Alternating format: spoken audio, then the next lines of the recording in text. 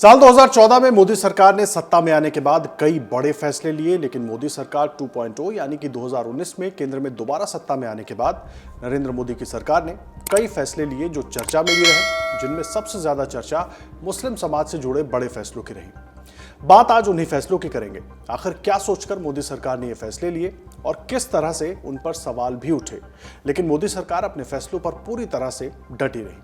आइए आपको बताते हैं। बात चाहे सीएए की हो या फिर 3 तलाक पर कानून की या फिर यूसीसी यानी कि यूनिफॉर्म सिविल कोड की, और अब वक्फ संशोधन बिल, ये सब ऐसे फैसले रहे जो चर्चा में भी रहे और विवादों में भी। इन सभी मामलों पर सरकार ने जहां इसे समय के साथ बदलाव और वक्त की जरूरत बताया, तो वहीं विपक्ष और मुस्लिम समाज के अलग अलग धड़ों ने इसे उनके धार्मिक मामलों में दखल बताया। सत्ता में आने के बाद से मोदी सरकार ने मुस्लिम समाज को ध्यान में रखते हुए कई बड़े फैसले लिए, जिन पर जमकर विवाद और विरोध हुआ। आपको याद होगा कि सीए पर तो देश के कई हिस्सों में हिंसक प्रदर्शन भी हुआ था। सबका इस पर अपना पक्ष रहा। सत्ता पक्ष इसे समय के साथ चलने वाला कदम बता रहा था, तो वहीं विपक्ष इसे धार्मिक पहचान पर खतरा बताता रहा। मुस्लिम समाज को लेकर कौन से ऐसे बड़े फैसले रहे जो चर्चा में रहे, आपको उनके बारे में बताते हैं। सबसे पहले बात 3 तलाक की। 3 तलाक का मुद्दा बीजेपी के एजेंडे में लंबे समय से शामिल रहा और इसी को आगे बढ़ाते हुए कानून मंत्री रविशंकर प्रसाद ने लोकसभा में मुस्लिम महिला विधेयक 2017 पेश किया था। बीजेपी ने कहा कि इस बिल का उद्देश्य 3 तलाक को अवैध घोषित करना था। ये विधेयक मुस्लिम महिलाओं के अधिकारों की रक्षा करने और उन्हें उनके पतियों के द्वारा मनमाने ढंग से तलाक से बचाने के लिए था। विधेयक में ऐसा करने वालों के लिए 3 साल तक की सजा का प्रावधान था। आपको बता दें कि सुप्रीम कोर्ट ने 22 अगस्त 2017 को 3 तलाक को असंवैधानिक ठहराया था, जिसके बाद सरकार ने इसे आपराधिक बनाने के लिए कानून बनाया। ये बिल जुलाई 2019 में कानून बना। तब मोदी सरकार के इस फैसले का मुस्लिम संगठनों ने जमकर विरोध किया था। विपक्ष के कई नेताओं सहित अलग अलग मुस्लिम संगठनों ने इस पर कई सवाल उठाए थे। ये भी आरोप लगे कि ये पूरी कवायद मुस्लिम समाज की महिलाओं के वोट को अपनी तरफ करने की एक कोशिश है। कई धड़ों ने इस कानून को मुस्लिम पुरुषों के खिलाफ भी बताया था। अब बात नागरिकता संशोधन कानून 2019 की। देखिए, मोदी सरकार के नागरिकता संशोधन लाने के कदम का भी जमकर विरोध किया गया, जबकि इससे भारत के मुसलमान सीधे तौर पर प्रभावित नहीं होते थे। देश में मुस्लिम संगठनों ने इस कानून का जमकर विरोध किया। उत्तर प्रदेश में इस कानून के विरोध में हिंसा हुई, पुलिस को फायरिंग भी करनी पड़ी। दिसंबर 2019 में पास हुए नागरिकता संशोधन कानून का उद्देश्य पाकिस्तान, बांग्लादेश और अफगानिस्तान से आए हिंदू, सिख, बौद्ध, जैन, पारसी और ईसाई शरणार्थियों को नागरिकता देना था। इस कानून के दायरे से मुस्लिमों को बाहर रखा गया। मुस्लिमों ने इसी को लेकर इसका विरोध किया और इस कानून को विभाजनकारी और भेदभाव वाला बताया। सीएए को 9 दिसंबर 2019 को पेश करके 11 दिसंबर 2019 को पास करा लिया गया था, जिसके बाद देश भर में इसके खिलाफ हिंसक और शांतिपूर्ण दोनों तरह के प्रदर्शन देखने को मिले। सत्ता पक्ष की तरफ से यह आरोप भी लगाया गया कि मुस्लिम संगठनों ने बिना समझे इस कानून को राष्ट्रीय नागरिक रजिस्टर यानी कि एनआरसी के साथ जोड़ा और इस वजह से मुस्लिम समुदाय में असुरक्षा फैली। देश भर में प्रदर्शन हुए। मुस्लिम समुदाय और विपक्ष ने इस कानून को भेदभावपूर्ण बताया और कहा कि यह कानून धर्म के आधार पर नागरिकता को परिभाषित करता है। इस कानून के विरोध में आपको याद होगा शाहीन बाग में आंदोलन हुआ था, जो कई महीनों तक चला। इस आंदोलन में मुस्लिम समाज की महिलाएं भी बढ़ चढ़कर आगे आई थीं। हालांकि सरकार ने इस पर तर्क दिया था कि यह कानून धार्मिक उत्पीड़न से पीड़ित अल्पसंख्यकों को शरण देने के लिए है, न कि मुस्लिमों के खिलाफ है। इस कानून से किसी की नागरिकता नहीं जाएगी।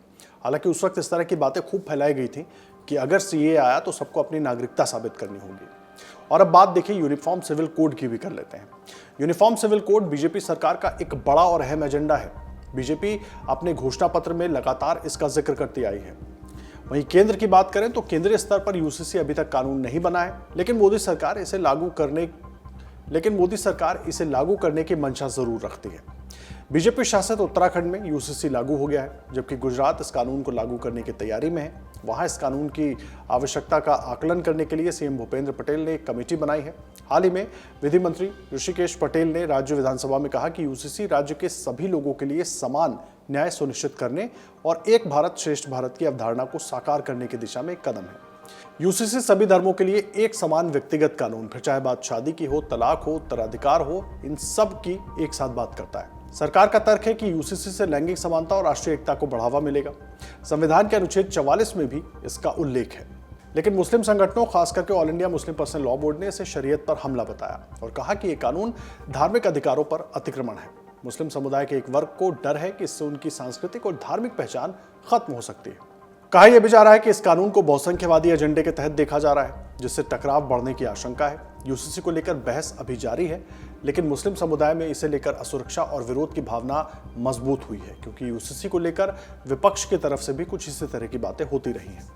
और अब बात वक्फ संशोधन विधेयक की, जिसको लेकर सबसे ज्यादा बवाल मचा हुआ है। लोकसभा में इस पर बहस हो रही है। देखिए, इन 3 बड़े फैसलों के बाद नरेंद्र मोदी की सरकार वक्फ संशोधन विधेयक 2025 के साथ आगे आ गई है। पहली बार अगस्त 2024 में लोकसभा में इसे पेश किया गया था। ये बिल वक्फ बोर्ड के प्रबंधन और संपत्तियों में सुधार के लिए है। इसमें गैर मुस्लिम सदस्यों को शामिल करने और संपत्ति के सर्वेक्षण और ट्रांसपेरेंसी जैसे प्रावधान हैं। केंद्र सरकार का कहना है कि इस कानून का उद्देश्य वक्फ की संपत्तियों में भ्रष्टाचार और दुरुपयोग को रोकने के साथ ही महिलाओं और पिछड़े मुसलमानों को वक्फ का फायदा दिलाना है। वहीं all India Muslim personal law board और जमीयत उलेमा हिंद जैसे संगठनों ने इसे वक्फ की स्वायत्तता पर हमला बताया है और कहा कि सरकार की मंशा के अनुसार गैर मुस्लिमों को बोर्ड में शामिल करने को धार्मिक मामलों में दखल के तौर पर देखा जा रहा है।